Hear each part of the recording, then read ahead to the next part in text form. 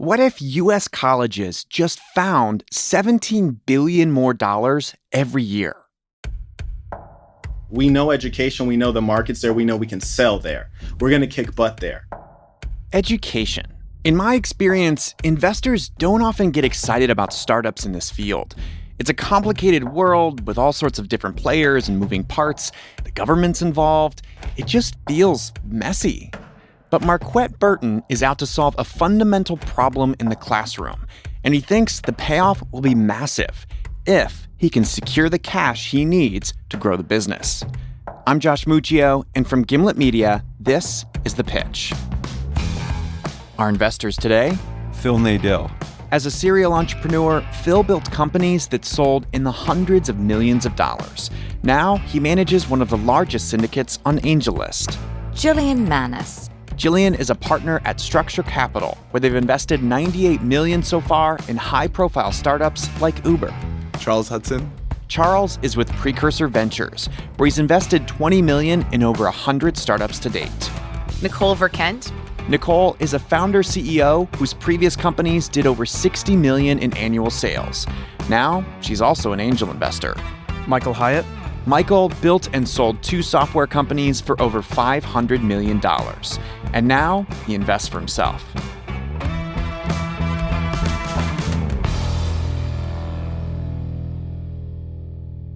All right, on with the pitch.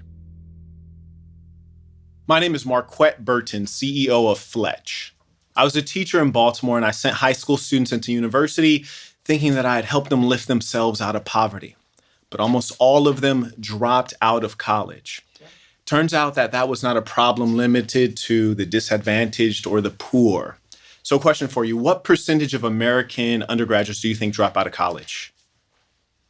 Oh my goodness. 65%. More than 50%. many? Is it that high? Probably Including 80. within, No. saying, What's don't it in finish, Canada? Don't 70. finish. 70%. No, I'm saying don't finish. You're Don't counting- finish. 70% dropout. Dropout Yes. meaning don't finish your degree in 6 years. I'll right? go average of 35. All right. I'm more with Phil. Okay, so you're more with Yeah. Phil. I So was we'll gonna say take the 25. 35, we'll nearly double it. It's about 50% That's right. of undergraduates will drop out. Yeah. That's huge. Yeah. It is huge. And the problem is that for the students, they'll make $1 million less over a lifetime of hard work. The dropout rate has grabbed a lot of attention in the U.S., and no one is paying closer attention to it than colleges and universities themselves, and for good reason. For colleges, they lose $17 billion in tuition every single year to dropouts. So the question for colleges is that, well, how do you figure out that a student's going to drop out early enough to actually prevent it? What is the earliest indicator that a student is likely to drop out? It is attendance. Fletch is an effortless solution that empowers colleges to take attendance without students or staff lifting a finger. We're raising $1 million to scale our sales so that every college fighting the dropout crisis is able to serve their students. Can you talk about the Gadget product? So in short, we pop up one of yeah. these beacons into a classroom. Fine. Students come in, detects the presence of their phones, automatically takes attendance. Once you have certain patterns of absenteeism, it automatically will generate an email to your advisor and say, hey, you should talk to Jenna and Phil because these individuals are at greatest risk of dropping out right now. Fletch is this Bluetooth hub or beacon that colleges can put in their classroom. Students download an app, and then when they attend class, the beacon in the classroom pings the app on their phones, and boom, the college knows who's going to class. And Marquett says that that's just the tip of the iceberg. And this is really where the IP comes into play, meaning algorithms that can automatically detect if it's actually a class, a system that can automatically detect if class was canceled, or if someone's trying to spoof and actually just walked in, stayed there for a couple minutes and walked out. What we're really doing is running some algorithms based on some research that we have that indicates there are 2 really important things, golden rules. Number 1, if you miss any amount of time in the first 2 weeks of class, you are not going to complete or pass that class. Right. Secondly, if you attend less than 70% of credit hours, you're at risk of dropping out. It's a 2 in 3 chance. Yeah, I'm an investor in a company that does something similar called Top Hat out of Canada. Yes. Yeah, so does am I. a mix of We both classroom are. engagement, and Yeah. so I'm a big believer in the space. And I think you're right. Like having something in the classroom setting that makes it easy for universities to detect, did this person actually come to class? Can you tell me more about how you think about the competitive landscape and sort of where you think Fletch shines relative to the competitors? Certainly. When you look at attendance, there's no one that does it in a way that's actually effortless, which is the real barrier. But beyond that, what folks don't realize is that federal financial aid legally requires colleges to take attendance. And in fact, the funny thing is colleges are saying they have the records, and then when they get audited, that's when they get the $1 million fine. So they could get fined or lose their funding if they're not taking attendance? Yeah. Certainly. So 85% of all college students are able to pay for it through federal financial aid. So if they do not have, for example, date of last attendance reports that are accurate or be able to verify attendance, then they will get a fine. They'll have to return Title IV funds to the government. Which I'm not familiar with. Title- So how do they Yes. do it now? Yeah, so What process I'll tell you what they're being- supposed to be doing now. What they actually are doing is a different thing. What they're supposed to be doing is that for every single day, especially during the first 2 weeks of class, they take attendance and they send off a report to the government. How do they take attendance? The most common thing that you'll see in colleges is pen and paper. Fletch's automatic attendance record is definitely higher tech than pencil and paper, but new technology tends to have its own set of issues. There's always a way to game the system, and switching phones, paying other students to carry their phones into the classroom. So if Yeah, you so really we have some algorithms written to detect if you've gone in there, only stay for 5 minutes, or if you've gone and come back. You know, we can calculate up to like 10 minutes. We'll give you a 10-minute bathroom break. But other than that, we can figure out if you're trying to spoof the system. Secondly, in terms of actually handing off your phone to someone else and then going to do something else, the likelihood of that actually happening is minimal. Out of the UK, they produced a study on nomophobia, which is an irrational fear of being without your mobile phone for even 1 hour. So how does the college get the student to download and keep the app on their phone? That's really the most important part of, why we're a strong company. What I learned about, kind of the software sales and implementation in the higher ed market is that you actually have to show up in the classroom and have the student download. So what we literally do is we go to all of the high enrollment classes in the first week of class, and we have them download. So is it mandatory? That's right. Yes. It's mandatory. Yes. Okay. What's the incentive for the student to keep the app on their phone? So we designed it kind of after a technology called Yik Yak, which was a hugely popular technology that allowed the students to communicate in parallel and also post anonymously. So what we've done is on the social side of things, we've given students a Yik Yak experience. But your answer to the question is that the students keep it on their phones because they have a social component to it? Correct. And if they're not interested in that social component, there's no financial incentive. Well, there is actually, because Tell if me. your attendance is not captured, the school is supposed to get the funds back from you, the individual, to return to federal So, financial aid. okay, that's important to Yes. point out. So Yeah. you're saying that the school can threaten the students by saying, look, if you take this off your phone, we're coming back to you to collect the money. Yeah. Yes. Tell us a little bit about where the business is today. How many colleges have signed on? Tell us all about the business. So we have closed 5 deals, been with a variety of colleges. So DeVry, number one, kind of paradigmatic of the type of college we like to close, and a couple Okay, others. so pick one. Pick DeVry. Yes. How much money do you make from that? Like, what's the business model? Oh, good question. So simply put, the business model is $9 per student per term. So $18 per student per annum. Tell us where you're going with the company. Let's say if I say to you, I'm not that interested in your attendance platform because I think it's a feature, not a product. And it's got a hurdle because it's not only a feature, I've got to put in a piece of hardware. So I'm moderately interested, not that interested. Tell me where you're going with this business. Why? Where's the big data? Where's the good stuff here? Good question. So once you get a platform, and for example, at UNLV, we're actually not only doing the class attendance, we're doing the library, we're doing the tutoring centers, we're doing their workshops, all these other things. And the second thing that they ask is, can we use this for employee time and attendance? So just to give you context, the Secretary of the Department of Education in Puerto Rico has 50,000 employees, called me up on Christmas and said, hey, can we use this for employee time and attendance? We ran some numbers for them. At the very lowest, we could save them $6 million per month. And that's assuming that every person takes an extra 10 minutes on lunch. If everyone took an extra 10 minutes on lunch, it costs the Department of Ed $6 million per month. So this is the employees working in precisely. Marquett has just introduced another way to use Fletch, and that's got the investors thinking. just have one kind of more philosophical question. From the way you talk about it, it sounds like schools are down here and your solution can get them to near perfection. But maybe your customer in the academic environment doesn't need near perfection.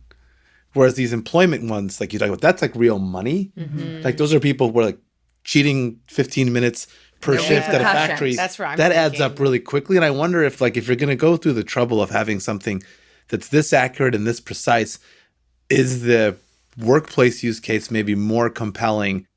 You might be making schools better than maybe they even feel like they need to be. Sure. And I just wonder if the best use case for this might be somewhere where the ROI is much stronger for the entity that rolls it out. So that's really interesting. And number one thing for us is, this is our vertical. We're going to kick butt here. And the neat thing about what you're talking about is we don't have to change actual product to deploy it in those other settings. And I think that we will learn about that. And we're keeping our eyes open to figure out which industry is the first one we should start in. And we've had a lot of conversations, whether it's with construction firms or with call centers or co-working spaces. So why did you pick education to start with? I didn't pick education to start with in terms of this technology. The market educated us to this. So after doing a ton of customer discovery and talking to, the head honcho at every university, all these presidents, they kept repeatedly saying, if I knew if students were going to class, that would move the needle hugely for me. And then they started talking about the fines that were happening. And I asked myself, let's see what's out there. And once we looked, it was pretty empty. Even though you think there's more money in product. schools than Charles's point of a factory actually losing lunch money time? Not at all. So again, why did you start?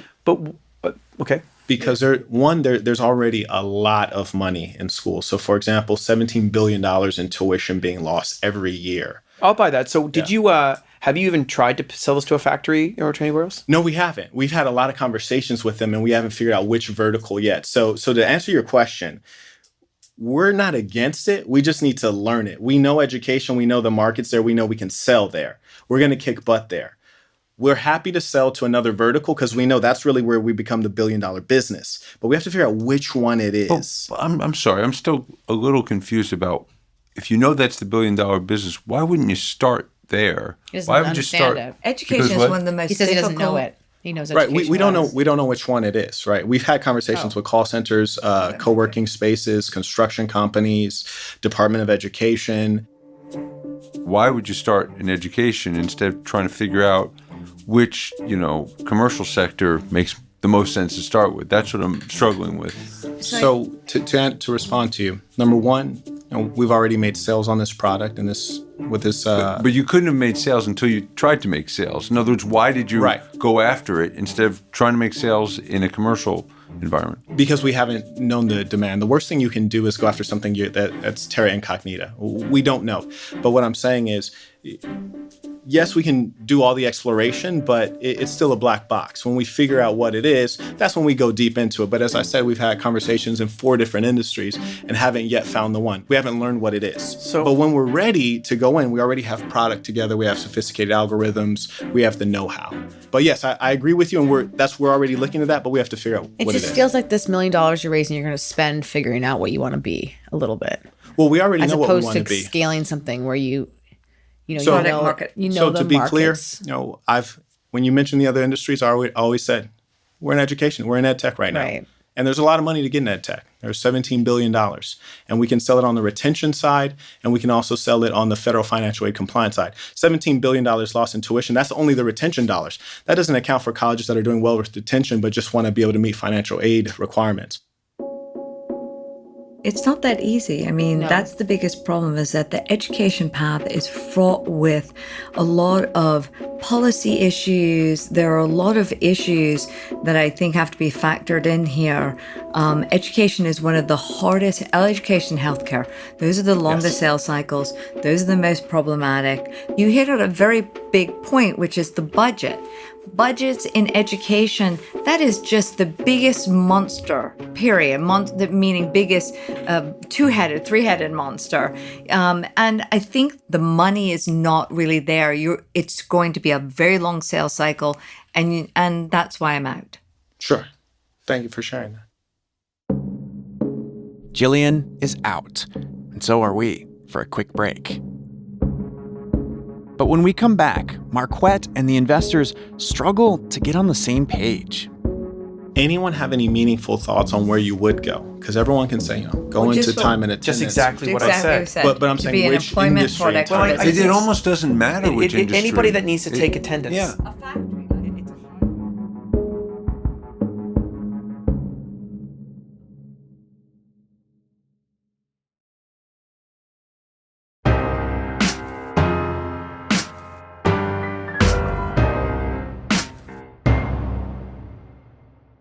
Welcome back. Jillian just passed on Marquett Burton's education startup, Fletch. But the other 4 investors are still interested. Here's Phil. I don't think you mentioned on the $1 million you're raising what the terms are. Mm-hmm. Did you say? No, I did not say. What are they? So $3 million valuation cap. Mm-hmm. And how much have you raised? We already have a $200K soft circle. Soft circle. Okay. So your early stage and that valuation is reasonable. Yeah. For your early stage, Respect right? that. So I'm still a little bit on the fence with it.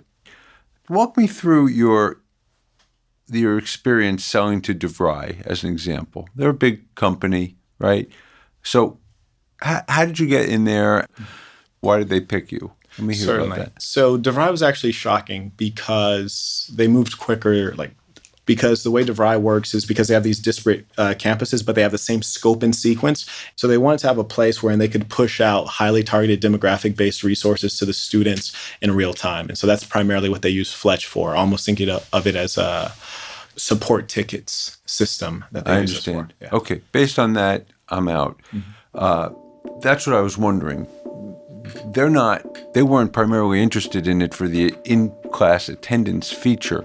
So it brings up the issue of we don't yet really know what you are and what the best use case is going to be, even in the academic setting. The attendance in classroom could be good, but when the messaging, there's too much here and we're not exactly sure what the school's best use case is going to be. Plus, I think, big picture, I think it's better off in a commercial setting. Well, what would you want to see in terms of traction to say, okay, this is something that's viable? I think 1 year. traction you need one customer that can tell a strong story about behavior change. Yeah. Proof of concept. ROI. You get one strong use case in the commercial sector, and this company, like you're saying, Charles, one company CEO says, I saved $500,000 last year on this, whatever, on my salaries. The cool thing about factories is there's so many of them out there that have 100 employees, owner operated. That's who you go to. I think this one's going to end up being a pass for me. I just have this nagging feeling that if you're this committed to the accuracy of the solution, that there might be a better, more promising application of it. I don't have a position on what that is, but it feels like selling to schools is really hard. And you've put a lot of thought into how to raise the bar in terms of accuracy. And it feels to me like I'd be excited if you came back to me and said, hey, we've decided that we're going all in on some other use case. I would love to spend more time with you on that. But for this one, I can't quite reconcile those two things. With Charles, Phil, and Jillian all out, Marquett is down to 2 investors, Michael and Nicole. I don't like the education space and what you're doing. I would like you to be an enterprise product for businesses, for attendance, for workers, where there's real money transacting involved. I think that's the higher value usage, and I think you're going to get there. So for me, I'm out. Anyone have any meaningful thoughts on where you would go? Because everyone can say, go into time and attendance. Just exactly what I said. But I'm saying which industry and time. It almost doesn't matter which industry. Anybody that needs to take attendance. Yeah. A factory, like you were it's a saying. high value because it's an obvious ROI for the company. I mean, you can institute this very, very easily. If you start selling the thing to commercial, you'll figure out which sectors, if there are any. But I think it's an across the board. Anyone who's taking attendance, anyone who's got hourly workers, that kind of thing, at factories, you'll. So you think you can go vertical agnostic? Yeah, I really think so. I don't think it matters. They need this. I'm going to pass as well. I spent a lot of the pitch kind of going back and forth and being a bit confused and then trying to picture where you're going to be. And I think, but that's normal. So don't take any of this as criticism. That's a critical part of your process Good process. as a startup. But I think you're onto something with the funding, tying it to the funding somehow and saying this is a critical piece of you keeping your Title IV, maybe on the educational piece. Sure. But then I also can see my very first startup was a factory, and I remember that was critical because we were paying everybody by the hour, and it was like herding cats. And so I personally see an ROI there only because that's the experience I've had. But listen, thank you very much for coming in. Thank you. Very Thanks, guys. interesting. Thank you. Great, Jack. Marquett leaves the room without funding, but he does have a lot to think about. Meanwhile, the investors are actually energized by this pitch. Totally likable guy. He's very likable. You know what I loved about him He's is very that he's likable. so open to learning and so Yeah. open to our input. Yes. I think Phil asked the core question, which is why if you don't know Right. anything about any market, why Yes. this one? Well, because he comes from from education. Yeah, but that's a bad reason. That's Yes. a bad that's a bad reason. Yes. You don't pick the Even market top with a hat. long sales cycle. He could pivot now and actually take this experience on the pitch, pivot and come back in next year and have a terrific company with terrific valuation. See, now if he made Education. a deal with the government that provides the student loans and says that mandates you need to use this, that would be different. That'd be very cool.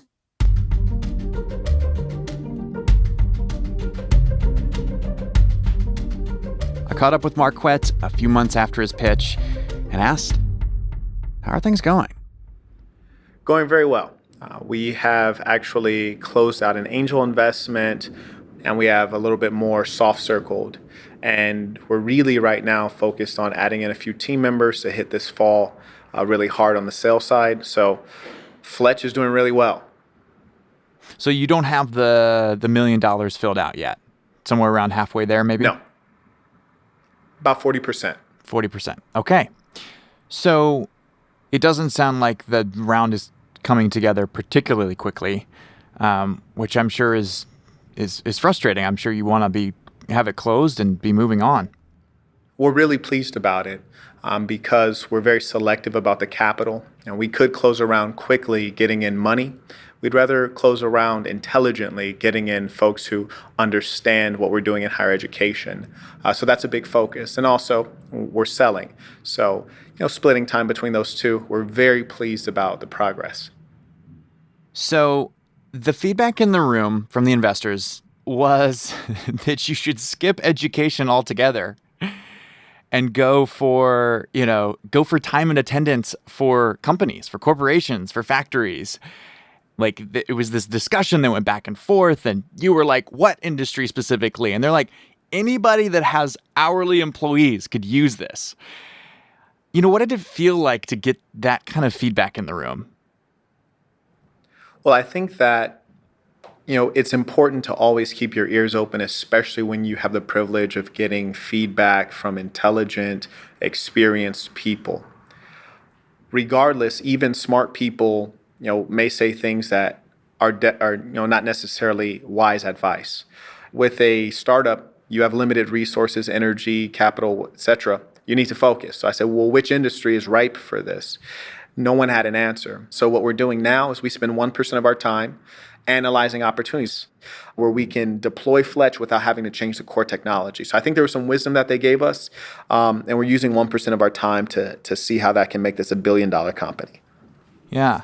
In the room, you did admit that some of these other, opportunities outside of education were the bigger opportunity. You were like, yeah, that's going to be a bigger $1 billion business than what we can do in education. But yeah, 1%, do you think you can even make a dent like that? That's a meaningful question. But it would be unwise to prematurely invest resources into terra incognita, going into something that you don't know about. So until we find what that industry is, we'll keep it minimal because, after all, higher education, there's $17 billion being lost in dropouts with tuition. So one of the main customers that you talked about in your pitch was DeVry. And at the end of the pitch, Phil asked a question about whether DeVry was actually using Fletch to track attendance or not. And you said no. DeVry was actually using it for messaging and communicating with students. And he ended up passing for that reason. So do you think Phil was just missing the point, or do you think his reason for passing was valid? Well, even as Phil asked the question, I thought it was a really insightful question on Phil's part. And, I commend him for that because at the end of the day, you can only do one trick well as a startup. And for us, we do attendance and we're the first in the world in the way that we do it. And what we did when I sat down to talk about our business is we removed a lot of the ancillary things that Fletch does do. And we basically said, hey, the magic bullet here is attendance. And really, Phil's question didn't so much change anything about the business, but our messaging.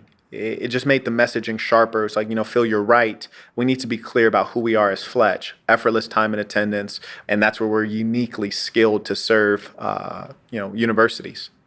Whoa. So are you saying you use that feedback to change how you pitch investors?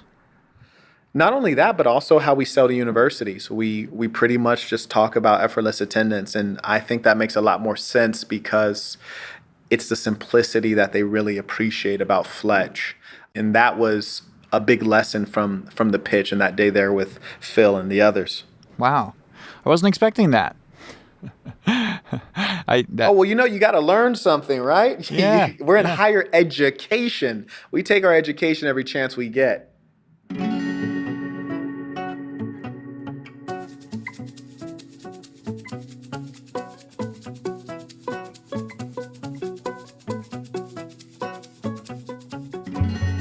Marquett's passion for education really shines through his pitch. But so far, my feeling about education being a really hard industry for investors to get excited about holds true, although I'd love to be proven wrong.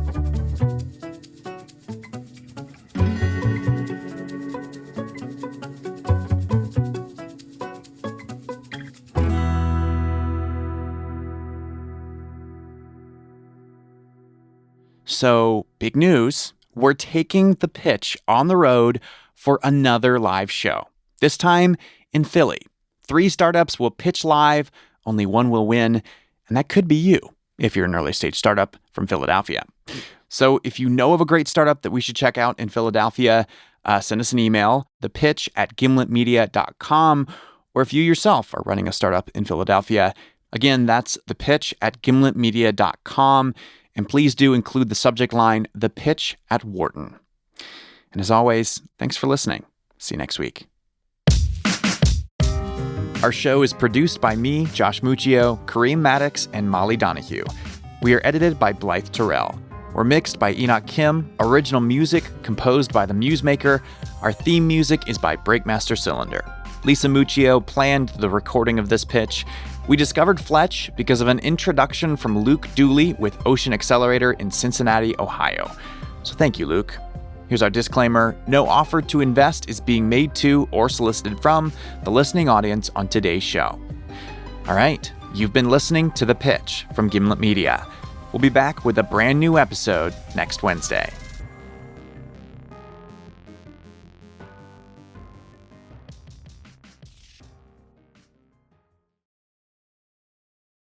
Hey, if you're looking for something else to listen to, you may like a similar episode from our archive. Episode 34, titled, Can Storytime Become Big Business? Similar to Fletch, the founder in that episode, Max Tuchman, wants students to do well in school. But that's where the similarities end. Listen to find out why Max believes the road to a better education starts in the home, and how her startup, Caribou, can help make it happen.